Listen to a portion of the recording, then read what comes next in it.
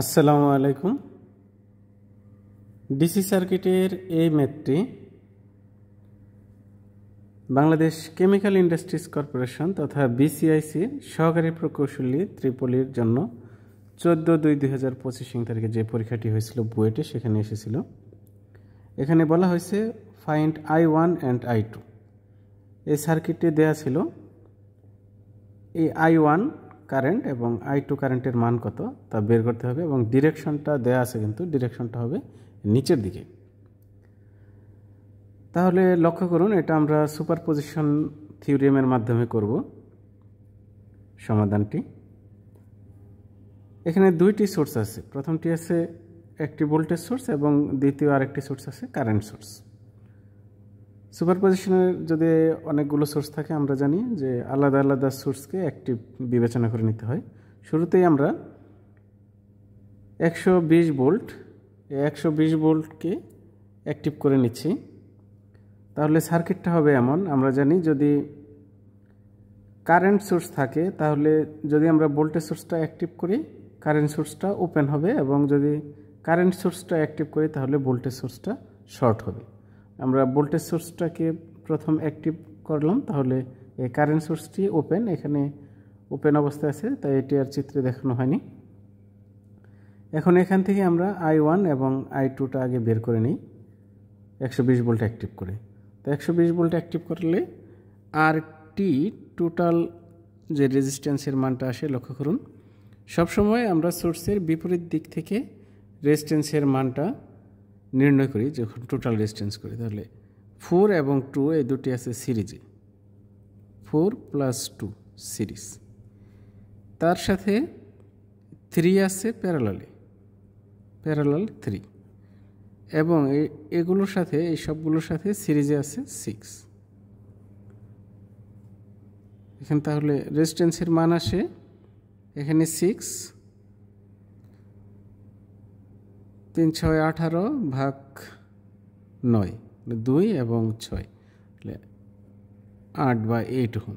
এটা ক্যালকুলেটরে কিভাবে করা যায় তা তো জানেন আপনারা, তারপরেও একবার দেখাচ্ছি।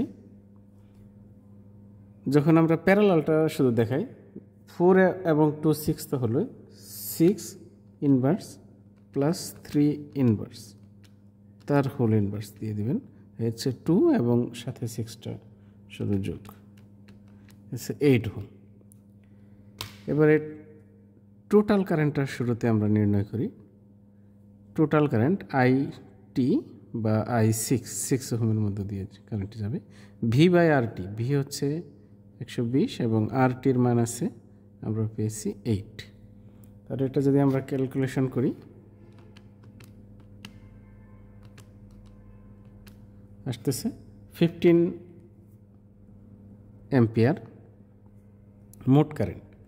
আমরা বের করব I1 I2, 120 ভোল্ট অ্যাক্টিভ রেখে I1 আমরা একে একটা প্রাইম চিহ্ন দিয়ে দিলাম, সিঙ্গেল প্রাইম।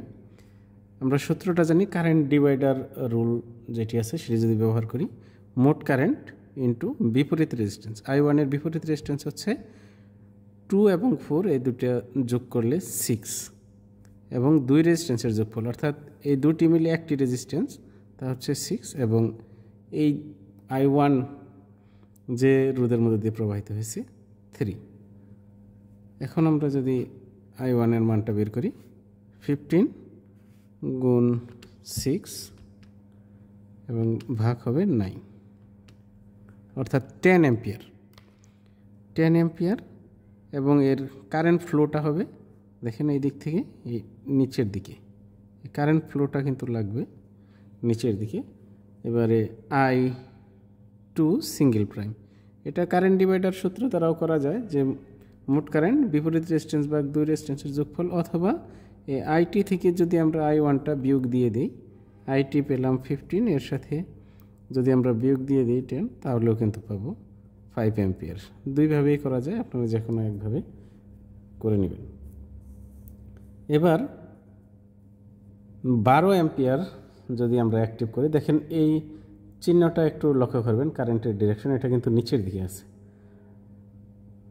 যেহেতু অ্যাম্পিয়ার আছে রেজিস্ট্যান্সের মান আর বের করার প্রয়োজন নেই, মোট রেজিস্ট্যান্স বের করার প্রয়োজন নেই, সরাসরি আমরা এই শাখার যে কারেন্টগুলো আছে এগুলো বের করি। I2 শুরুতে, I2 এটাকে আমরা ডাবল প্রাইম ধরে নিলাম, যে I2 সমান মোট কারেন্ট ইন্টু বিপরীত রেজিস্ট্যান্স। তাহলে বিপরীত রেজিস্ট্যান্স এখানে কত হবে? এই হচ্ছে 4 যে রেজিস্ট্যান্স, তাহলে বিপরীত রেজিস্ট্যান্সটা কত হবে? বিপরীত রেজিস্ট্যান্স হবে এই যে যতগুলো রেজিস্ট্যান্স দেখতেছেন সবগুলো মিলে যে রেজিস্ট্যান্সটি আসে এটাই হচ্ছে বিপরীত রেজিস্ট্যান্স, অর্থাৎ 6 এবং 3 এই দুটি হবে প্যারালাল, 6 3 তাদের সাথে সিরিজে 2, তার মানে এখানে আসতেছে 4। এ হচ্ছে 4 হচ্ছে বিপরীত রেজিস্ট্যান্স। সরাসরি আমরা 4ও লিখে দিতে পারি, অথবা যদি ভেঙে ভেঙে লিখে এভাবে লিখতে পারি। এ হচ্ছে বিপরীত রেজিস্ট্যান্স এবং উক্ত রেজিস্ট্যান্স হচ্ছে 4। তাহলে দেখেন 4 বারং 48, 48কে 8 দ্বারা যদি আমরা ভাগ করি তাহলে 6 বা 6 অ্যাম্পিয়ার। এর ডিরেকশনটা হবে কিন্তু দেখেন এই উপরের দিকে, উপরের দিকে। এবার এই I1 এখানে কত কারেন্ট প্রবাহিত হয়েছে তা যদি আমরা বের করতে চাই, এই 6 ওহম কিন্তু এদিকে যাচ্ছে 6, তাহলে এদিকেও কিন্তু বাকি 6 এদিকে আসতেছে। 6 I2 এখানে কিন্তু 12 আছে, তাহলে এদিকে আসতেছে 6। এই 6 অ্যাম্পিয়ার আবার দুই দিকে ভাগ হয়ে গেছে, এইদিকে এবং এইদিকে, অর্থাৎ 3 এবং 6-এর মধ্যে দিয়ে। তাহলে এই 3-এর জন্য মোট কারেন্টটা হবে কিন্তু 6।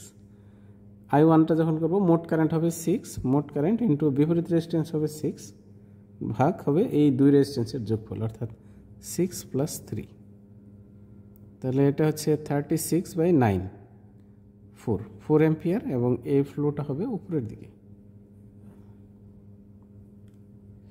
এবার যদি আমরা I1 এবং I2টা নির্ণয় করি, এগুলো কিন্তু প্রাইম দ্বারা বের করলাম। এবার ডিরেকশন অনুযায়ী যোগ বিয়োগ করে বের করব। I1টা যদি আমরা আগে বের করি, I1 হচ্ছে দেখেন এখানে এই 10 অ্যাম্পিয়ার নিচের দিকে আছে, 10 অ্যাম্পিয়ার, এবং এখানে I1 হচ্ছে 4 অ্যাম্পিয়ার উপরের দিকে। আমরা এটা বিয়োগ করে দিলাম, তাহলে আমাদের মান আসতেছে 6 অ্যাম্পিয়ার। এটি একটি আনসার হবে।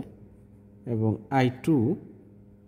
I2টা আমরা যখন করব, এখানে দেখেন এই নিচের দিকে কিন্তু ডিরেকশন দেখানো আছে, নিচের দিকে আছে 5 অ্যাম্পিয়ার বা 5 অ্যাম্পিয়ার, এবং উপরের দিকে আছে 6 অ্যাম্পিয়ার। এর মানটা হবে -1 অ্যাম্পিয়ার। এই হচ্ছে আনসার। একদম সহজ একটি ম্যাথ এসেছিল। তো এমন সব ভিডিও পেতে আমার চ্যানেলের সাথেই থাকুন। সবাইকে ধন্যবাদ। আসসালামু আলাইকুম ওয়া রাহমাতুল্লাহ।